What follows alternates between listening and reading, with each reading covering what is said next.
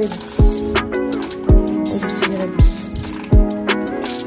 Lapit na matapos. Kunti na lang.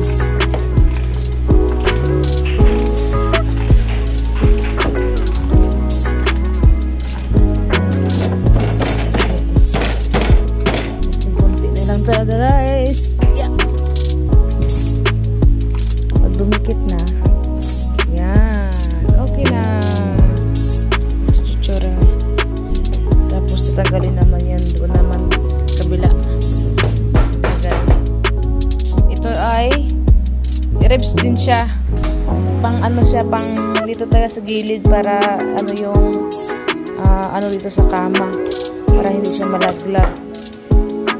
Tapos nilalagyan siya ng clamp para mag-fix yung ano dito sa gilid. Tapos may bolt na inilalagay. Malaki. Ilang ano ito? Dos na ano guys. Dos na kalaki. Siguro hanggang dito.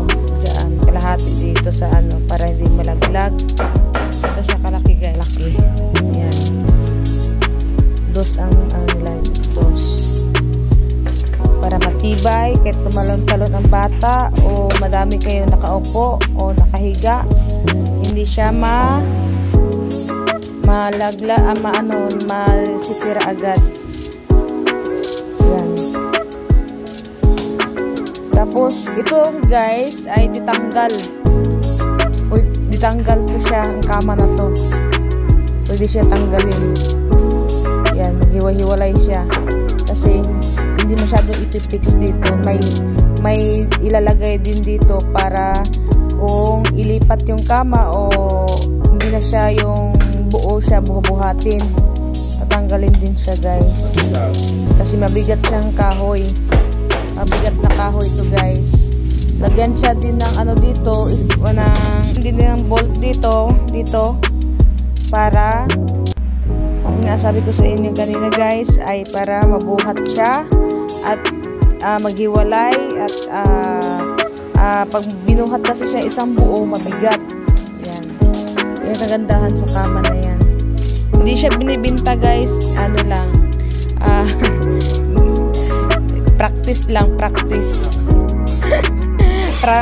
Project guys. At practice na din. Yan. Project namin. Kasi yung kahoy kasi binili. Yung last time. Na ano. Ganito siya na ano kama. Ang tawag yun ganito kaya? Ito yun pala guys. Maninipis kasi yung dati nabagsak. Sobrang daming sumakay at nakahiga.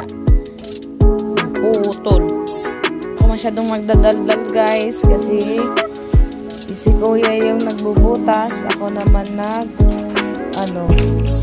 ganito para i-fix. Ganito ako guys. Si kuya naman yung nagbubutas doon. Forma na yung kama at maglagay dito itong mga butas-butas na to ng epoxy. Ayan. Namin guys ay epoxy. Ayan, epoxy. Liha.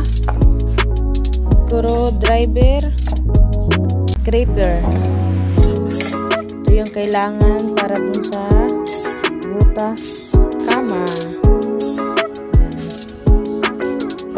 Tapos pagkatapos nito guys ay pinturahan ng white kasi white ang taga dito sama ng bata. Maghalo-halo tayo ng epoxy.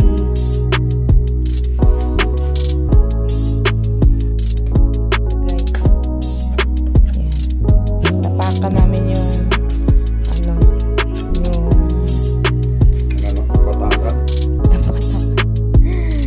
ganyan namin diba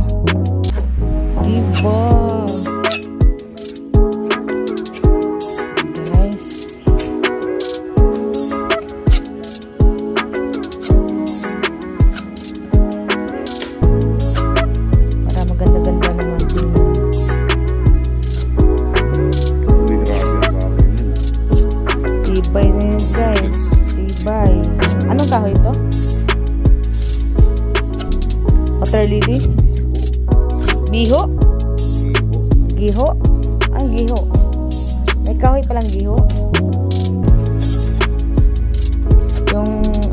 babad sa tubig. Anong tawag dun sa nakababad sa tubig kahit di nabubulok? Ang tawag dun, anong tawag yun? Giha. Isang kamay ko guys. Kailangan natin iayos natin yung gawa kasi ang customer para matuwa. Customer guys. Tawa-tawa po. Tatawa lang ako. Customer ba guys? Kailangan yung customer masayahan. Kita yung kama.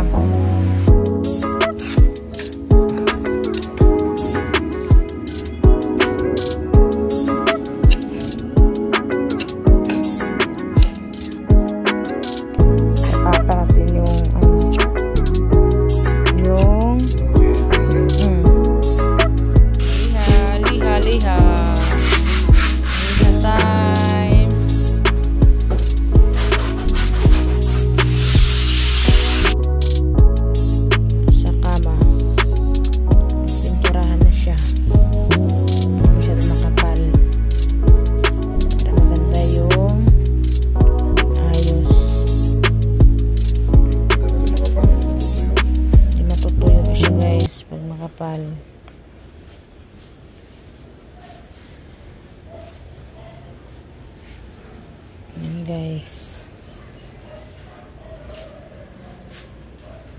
Yan.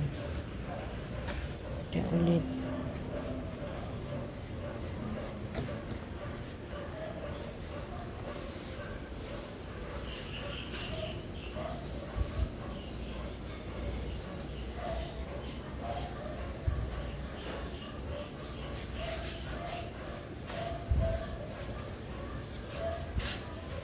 Babalikan yung dalawang bisis. Pag matuyo na, babalikan ulit. Ganyan siya guys.